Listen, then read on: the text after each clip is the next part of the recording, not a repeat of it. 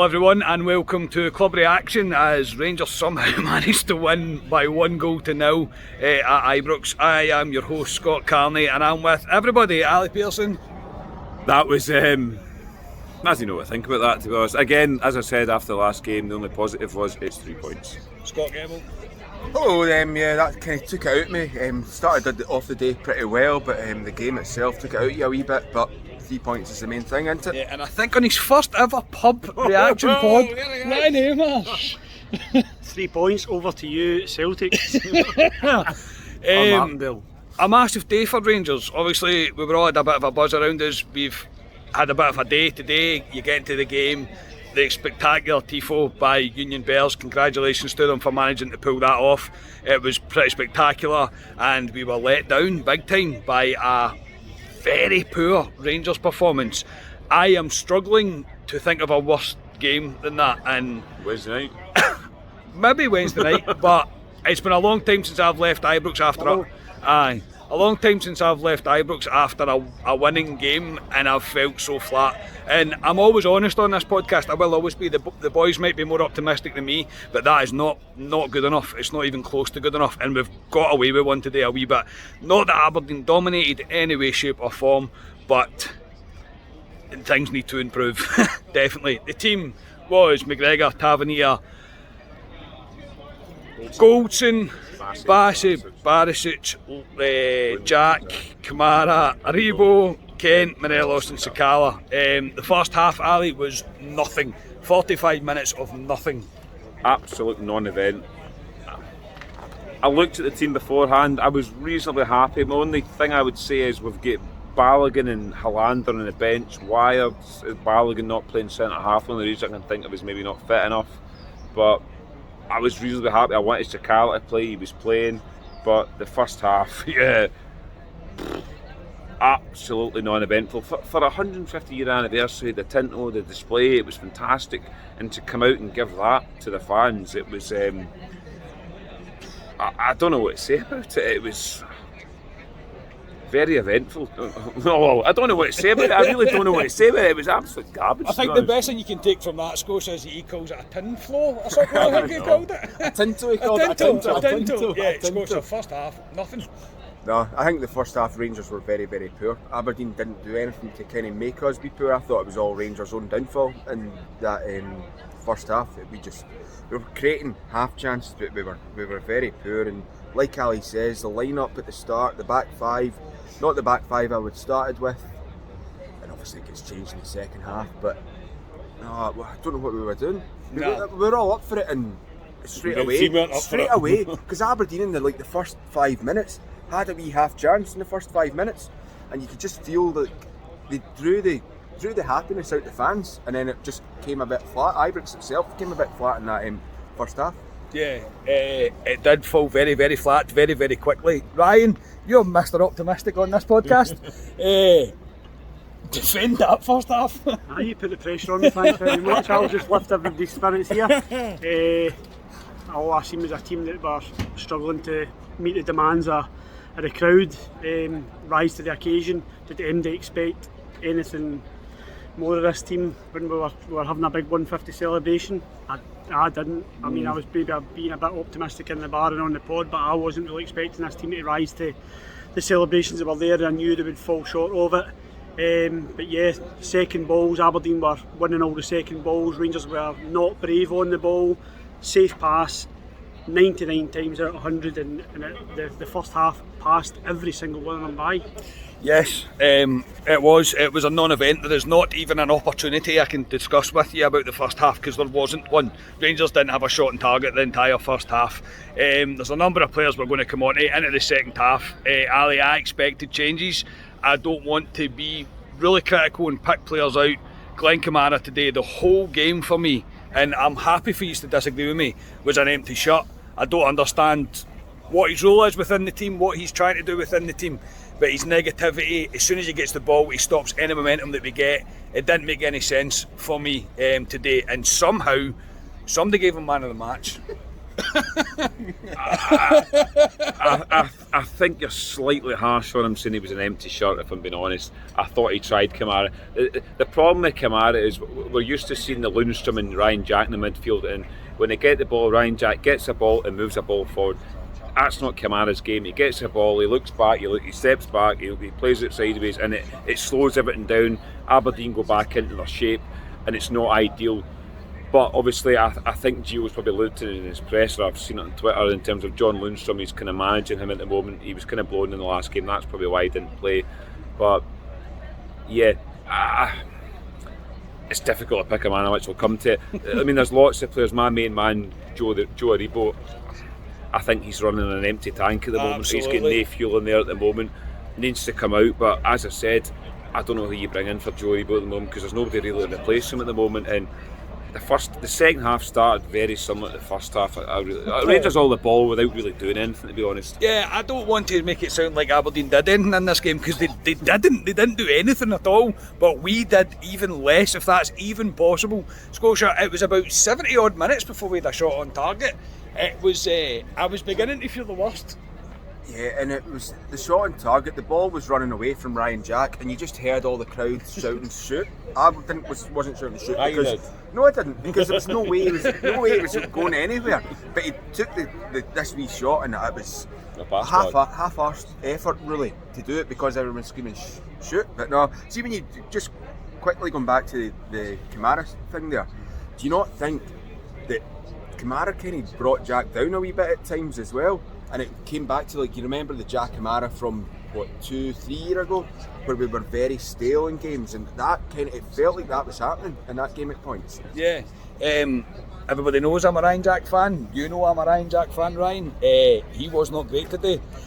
I am struggling to find anybody, though, apart from possibly Alfredo Morelos for the first hour, that I can give pass marks to, because the rest, it wasn't there. So despite Kamara's mum voting him man of the match, you don't, yes, you don't think Kamara's man of the match? I don't agree with Kamara's mum, no I don't.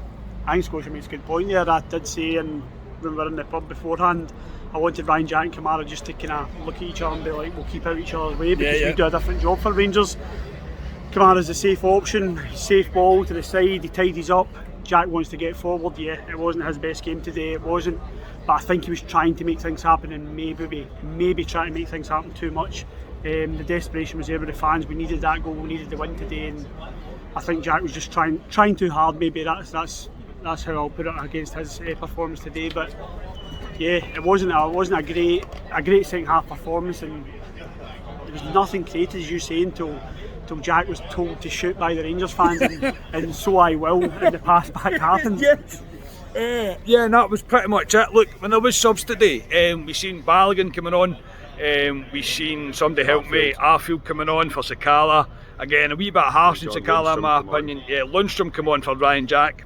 Shocking decision, don't agree with it at all. And then Kemar Roofe come on with Morelos, and there was booing. There was booing when that substitution was made. I won't hide away from that. People were not happy. I particularly wasn't happy. However, Kemar Roofe has managed to get us. I mean, there's no quality in this goal. It is a bit of a fluky goal. He's managed to be in the right place at the right time, as you would expect your striker to be, and he gets us the goal. There's rumours of it being offside. I couldn't really care. Rangers get 3 points and we get out of there, and there's not a lot to report on. I don't want to sound like I'm being too negative, but I can't put into terms how poor Rangers were today. We were not good enough, nowhere near good enough, and Aberdeen weren't good enough to get anything out of the game either. But it's another 3 points and run job, and Ali, it can't continue. No, we'll get caught out. I said a couple of weeks ago, give me an argument for this Rangers team going on a run and winning games, and I don't think there is an argument for them. I know we've won 2 in the trot now. It was very similar to Wednesday night. I know Wednesday night the conditions weren't great, the pitch wasn't great, but I just think there's a lot of players running and empty at the moment. I really do, and yeah, we've said it for a while. It's a core team that's been together for 4 years. I think they've come to the end of a cycle. I really do. It's going to be refreshed in the summer. It needs refreshed, but we've got 9 games in the league to go. I think we've got majorly out of jail today, but I mean, Ryan came in I thought Ryan was Don't very... ruin his I thought fucking he was- moment. Well, he was... Don't ruin his I'm not moment. going to ruin it. You know what I he know, does? He don't just ruin takes his the moment. points. Cheers, boys, have a good night. I was going to say, I thought we were all quite... Well, I'm very pessimistic. You Yes. all know that. And but what I would say is, it's 3 points. As I said against St Johnstone, it's 3 points, and that is all you want. If somebody will tell us end of the season you're going to win the next 9 games like that 1-0, you would take it all day long. But I would be dead. I'd be dead as well. I would be dead by then, but That's how a lot of 9 in a row team won the leagues. Yeah. That 93-94 season, it was kind of games like this that won his league. Yeah. But what were you going to ask me? Anyway, sorry. That was jumped it, in mate. there. Just Oh, was it? really, No, your thoughts All on right. the time, mate. There's No, not what I much was going more to say, go on than that. when we were walking down the Paisley Road there, Are you feeling it? that was right. Don't Aye, even you should start on not that. have That played shouldn't that. get That was a played. bit of a No. joke, yes. Because it Yes. kind of dilutes what happened with Dortmund, doesn't it? Yeah. No, what I was going to say is, see the subs that he made, in particular Jack and Morelos coming off. It wasn't so much that it was Ruth and whoever else was coming on. Lundstrom. At that point. It wasn't them coming on. It was because I reckon Kamara and Ariba or Kent should have been off rather than the other two. Yeah, I and as Setti's coming down the Paisley Road, I don't know if Gio's kind of thought, right, this game's going to finish as a draw, and he's got an eye on Thursday night, and you were like, well, that's a fucking... Yeah, but if that is I've the got case, that kind of if feeling that's the case, though, that's a shocker. Aye, you shouldn't be thinking like that. Ryan, you were very optimistic when you came into the pub, mate. So the final word goes to you, mate. As I say, strap yourself in. It may be delusion, okay, but we have no option where to go now. We have absolutely no option. There are 8 games, 7 games, 8 games? 9 games, I think. 9 left. games? 9 games, Is right? it? Yeah. We have 9 games left. We were shocking against Dundee United, terrible against Motherwell, horrendous against St Johnstone, and I don't know how to explain how it was today.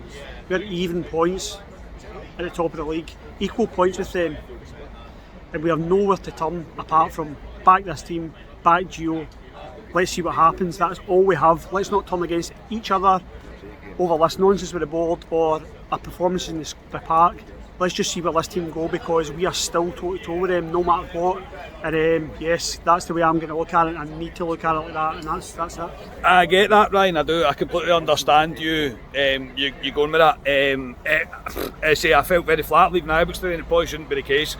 But there's too many getting away with it just now, and we need to really buck up our ideas.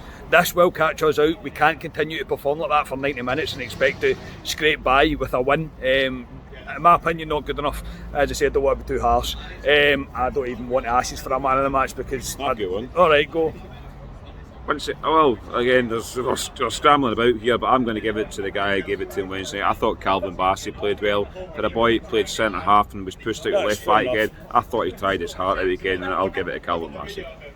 You know what with Bassey, I tend to agree with that, but what I noticed about Bassey again, because he's been playing at left back for so often recently, seeing the very start of the first half, he was again getting caught out, playing centre half, getting pulled into that left back position. He was. But he sorted himself out, and I thought probably overall, Bassey, because I mean Morelos was good up to a point, Jack was good in patches, but not great, and other than that, yeah, Bassey needs to be the one that stands out. Yeah, I'll give it to Bassey. Why not?